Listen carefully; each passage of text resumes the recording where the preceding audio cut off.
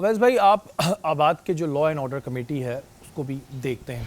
इस वक्त जो हमारे कंस्ट्रक्शन फील्ड से ताल्लुक़ रखने वाले लोग हैं, उन्हें किन प्रॉब्लम्स का सामना करना पड़ रहा है लॉ एंड ऑर्डर के हवाले से? सबसे पहले तो शरर भाई, आप माशाल्लाह काम करते हैं, आपको आइडिया है, फील्ड के ऊपर रहते हैं आप, कि कंस्ट्रक्शन जो लोग कर रहे होते हैं ना, उनको ज़मीनें संभालना आजकल के दौर में जो है ना वो बड़ा मुश्किल होती है। बिल्कुल ऐसी है। और रातों रात ज़मीनों पे कब्ज़े हो जाते हैं और आपकी ज़मीन आपकी है, पेपर्स आपके नाम पे है, लीज़ आपके नाम पर है। रात को कोई रात की तारीकी में आते हैं, उनके साथ लोग होते हैं, वो आपकी ज़मीन पर बैठ जाते हैं। जो आपकी ज़मीन पर लोग बैठे हुए होते हैं उनको बाहर उठा के वो लोग निकाल देते हैं। बिल्कुल तो ऐसे ये ही है। बड़े मसले मसाइल हैं जो हमारे तमाम बिल्डर्स, मेजॉरिटी बिल्डर्स फेस करते हैं, जिनके साथ ये मसले होते हैं। कोई मसला नहीं है, आप ज़मीन लें, ज़मीन लेने के बाद उसका आपके टाइटल ट्रांसफ़र हो गया, सारी डॉक्यूमेंटेशन हो गई, अब आप उस पर प्रोजेक्ट करने की तैयारी कर रहे हैं। एक रात में 3 बजे 2 बजे कुछ लोग आते हैं, उनके साथ हमारे कुछ ऐसे भी लोग मौजूद होते हैं जो माशाल्लाह पुलिस डिपार्टमेंट के भी होते हैं, उनकी कुछ ब्लैकमेलर्स भी इसमें बड़ा ब्लैकमेलर्स भी इन होते हैं, बहुत सारे लोग होते हैं, इन्वॉल्व होते हैं, और वो आकर आपकी ज़मीन पर लोगों को बिठा के चले जाते हैं। सुबह की तारीकी, रात की तारीकी में बिठाते हैं, सुबह जब दिन चढ़ता है तो पता चलता है आपकी ज़मीन पर कब्ज़ा हो गया। अच्छा रवेश भाई, ये पूरे माफियाज हैं। जी जी जी। और ये अभी से नहीं, ये काफ़ी अरसे से चल रहे हैं। ये पूरे माफियाज हैं और इनके पास कोई 100-150 लोग ऐसे होते हैं जो आगे बैठ भी जाते हैं, और अगर पुलिस को भी आप कुछ करके हटाने जाएं तो वो खवातीन सामने आ जाती हैं। ये सब पेड होते हैं। पेड होते हैं, बिल्कुल सही कह रहे हैं। सब पेड होते हैं। तो इनको आप चंद हज़ार रुपए में, ये आपकी ज़मीन के ऊपर करोड़ों रुपए की, अरबों रुपए की ज़मीन पर चंद हज़ार के लोग पैसे रुपए मिलते हैं इन्हें, और आकर बैठ जाते हैं, परेशान करते हैं लोगों को। फिर उसमें किसी की जान चली जाती है, फायरिंग करते हैं, वो बेचारा जिसकी ज़मीन उस पर फायर करते हैं, उसके लोगों पर फायरिंग करते हैं, उसकी FIR कटती है बाकायदा। उस बंदे की जिसकी अपनी ज़मीन है उसी की FIR कट गई।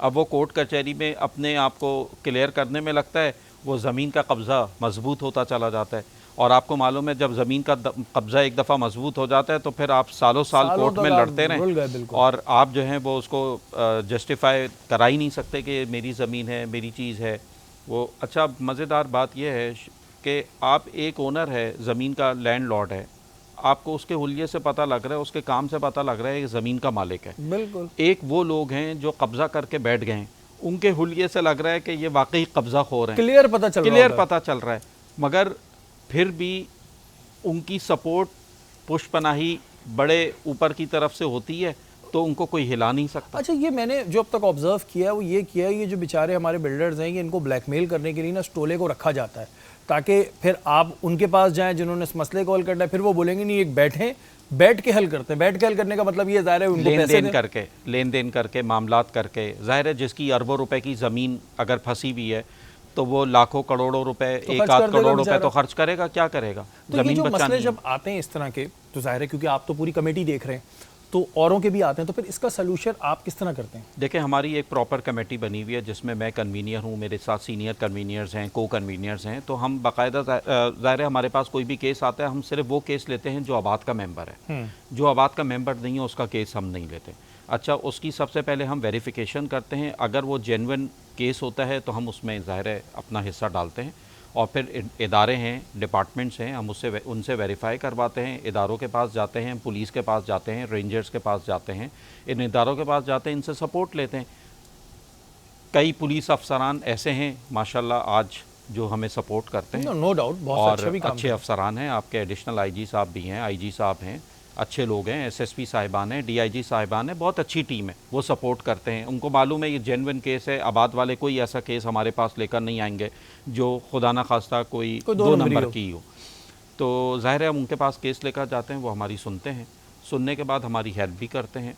मगर कहीं जो नीचे का अमला होता है ना, थानों के जो नीचे का अमला होता है, जिनकी तरफ से ये बहुत छोटी होती है, जिनकी तरफ से ये कब्ज़ा इनिशिएट किया जाता है, जब उनको ये पता चलता है बड़े साहिबान इन्वॉल्व हो गए हैं, फिर वो आहिस्ता आहिस्ता अपने हाथ निकालना शुरू कर देते हैं। ज़ाहिर है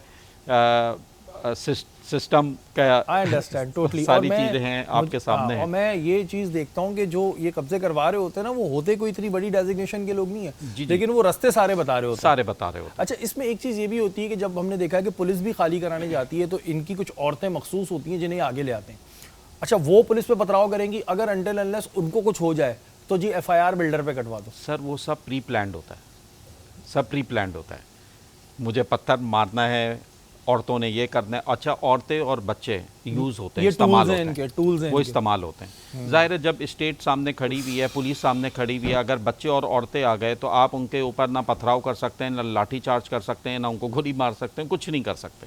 आप उनको हाथ भी नहीं लगा सकते। अच्छा, ये चीज़ें ज़ाहिर है सारे बिल्डर्स फेस कर रहे होते हैं, और पता नहीं कितने तो बेचारे ऐसे हैं जिन्होंने इस चक्कर में जो है सलाखों के पीछे भी जाना पड़ जाता होगा। सर, सलाखों के पीछे बहुत सारे ऐसे बिल्डर हैं जो दिल बर्दाश्त होकर शहर छोड़कर ही चले गए, काम ही बंद कर दिए।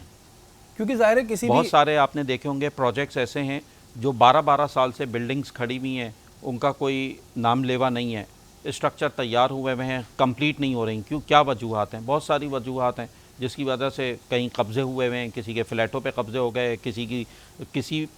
कई प्रोजेक्ट्स ऐसे हैं गुलिस्तान जौहर के एरिया में जो लीज़ नहीं है। वो लीज़ ना होने की मेन वजह क्या है? बिल्डर ही नहीं है यहाँ।